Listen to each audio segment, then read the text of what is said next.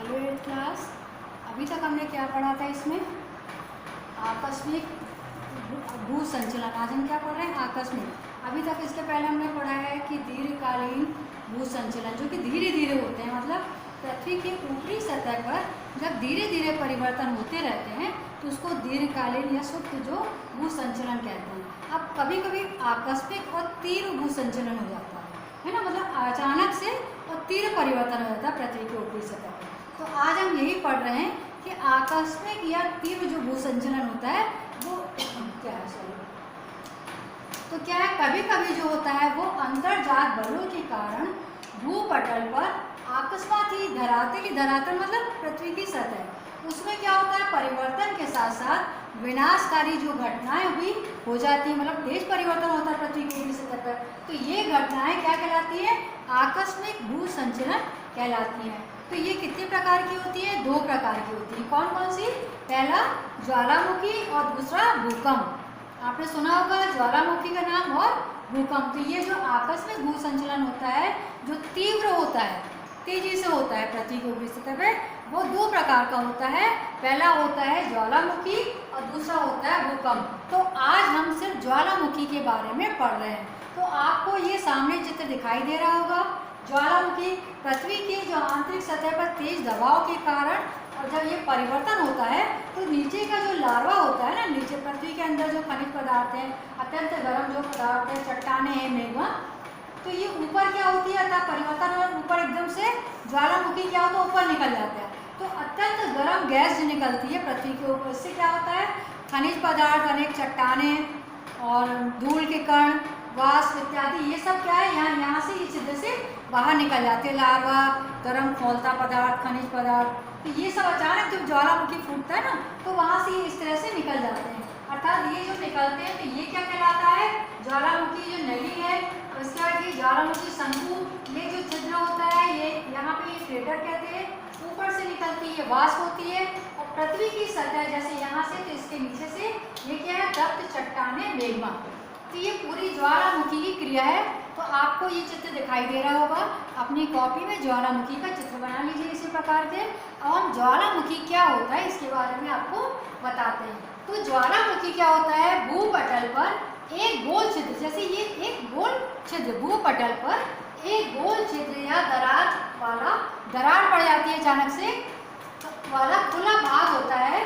इससे होकर पृथ्वी के अत्यंत तप्त मतलब गर्म तप्त भूगर्भ से गैसें निकलती है इसके अंदर से, तरल मैग्मा, उष्ण जल, चट्टान के टुकड़े, राख और धुआं निकलता है, जिसे छिद्र से उपरोक्त पदार्थ जो निकलते हैं उसको क्या बोलते हैं? जहाँ से निकलते हैं उसको क्या बोलते हैं? क्रेटर कहते हैं। और या ज्वालन बुक भी इसको कहते हैं। क्या बोलते हैं? ज्वालन बुक। और सारी ये जो सारी प्रक्रिया होती है उसको क्या बोला जाता है? ज्वालामुखी कहा जाता है। ये सारी प्रक्रिया को क्या बोलते हैं? ज्वालामुखी कहा जाता है। सारी प्रक्रिया जो होती है उसको ज्वालामुखी कहते हैं। ज्वालामुख क्रेटर या ज्वालामुख कहते हैं। और जो सारी प्रक्रिया होती है उसको कहते हैं, क्या बोलते हैं? उसको ज्वालामुखी कहा जाता है। ज्वालामुखी जो होती है उसका उद्भेदन जो होता है, मतलब ये जो निकलते हैं लार्वा वगैरह, अब ये कंटिन्यू मतलब नियमित रूप से नहीं होता है। क्या होता है कभी ज्वालामुखी एकदम से हुआ, कभी शांत हो गया या कभी बहुत सालों तक नहीं हुआ। इस प्रकार इसके उद्भेदन के आधार पर हम इसको कितने भागों में बांट देते हैं? 3 भागों में बांटते हैं। अब ये ज्वालामुखी का जो उद्भेदन है वो नियमित रूप से नहीं होता है, कभी कभी होता है और कभी कभी नहीं होता है। हम इसीलिए इसको कितने भागों में बांट देते हैं? 3 भागों में बांट देते हैं। कौन कौन से?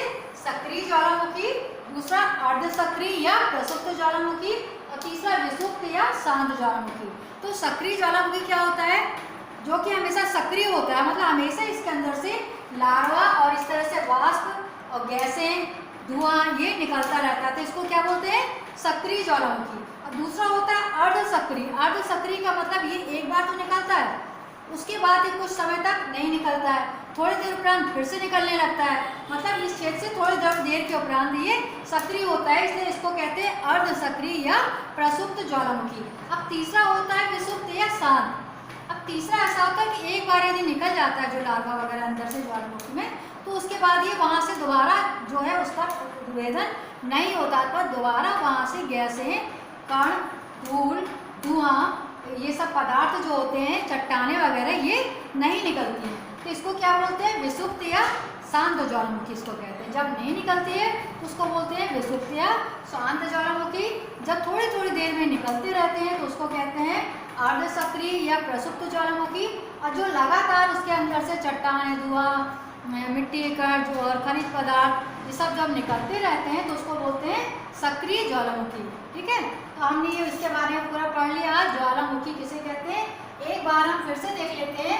कभी कभी अंतर्जात बलों के कारण भूपटल पर अकस्मात धरातलीय परिवर्तन के साथ साथ विनाशकारी घटनाएं भी हो जाती हैं। ये घटनाएं आकस्मिक भू संचलन कहलाती हैं।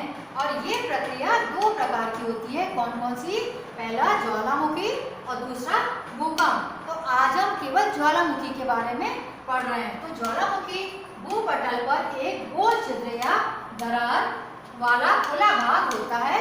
इससे होकर पृथ्वी के अत्यंत तप्त भूगर्भ से गैसें, तरल मेग्मा, उष्ण जल और चट्टानों के टुकड़े, राख और धुआं निकलता है। जिस पर छिद्र से के उपरांत जो पदार्थ निकलता है उसको क्या बोलते हैं? क्रेटर या क्या बोलते हैं? ज्वालामुख कहते हैं। और जो सारी प्रक्रिया होती है उसको क्या बोलते हैं? ज्वालामुखी कहते हैं। ये कभी कभी होता है और कभी कभी नहीं भी होता है। इसीलिए इस उद्भेदन के कारण इसको 3 भागों में बांटा गया है। कौन कौन सा? सक्रिय ज्वालामुखी और अर्ध सक्रिय ज्वालामुखी और तीसरा विषुप्त या शांत ज्वालामुखी। जिनसे लगातार ये क्रिया होती रहती है उद्भेदन की, उसको बोलते हैं सक्रिय ज्वालामुखी। और जो एक बार होने के बाद कुछ समय बच्चा शांत हो जाता है, दोबारा फिर उद्भेदन की क्रिया प्रारंभ हो जाती है, उसको बोलते हैं अर्ध सक्रिय। और जिसमें एक बार सक्रिय होने के बाद दोबारा वो क्रिया नहीं होती है उसको कहते हैं विषुप्त या शांत ज्वालामुखी। अब हम देख लेते हैं कि हमको ज्वालामुखी से क्या क्या लाभ होते हैं। तो क्या लाभ होते हैं? जब ज्वालामुखी जिस जगह पर होता है तो अत्यंत महत्वपूर्ण खनिज पदार्थ, पृथ्वी के अंदर के लार्वा, वो सब जो है वो बाहर आ जाता है, तो वो उपयोगी होता है। और कई बार जहाँ ज्वालामुखी होता है वहाँ पे जो झील पे छेद हो जाता है, वहाँ पे यदि पानी डाल देते हैं तो वहाँ पे झीलें उत्पन्न हो जाती है पानी की।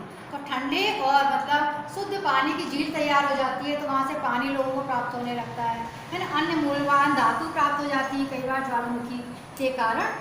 तो ये हो गए हमारे लाभ कि ज्वालामुखी से हमको क्या लाभ होता है। तो महत्वपूर्ण चट्टानें प्राप्त हो जाती हैं, महत्वपूर्ण खनिज पदार्थ मिल जाते हैं, कई बार पानी की झीलें निकल आती हैं वहाँ से, तो पानी हमको शुद्ध और मीठा जल प्राप्त हो जाता है। लेकिन ज्वालामुखी फटने के साथ साथ और क्या होता है, हमको इसकी कई हानि भी होती है।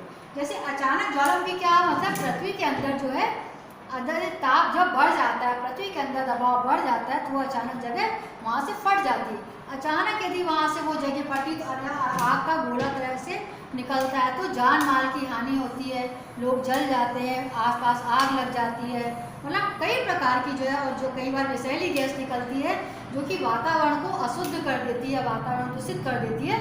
और इस प्रकार कई प्रकार की हमको इससे ये जो प्राकृतिक जो घटना होती है इससे हमको कई प्रकार की हानि भी होती है। तो ये हमने पढ़ लिया कि ज्वालामुखी से हमको क्या लाभ होते हैं और क्या हानि होती है।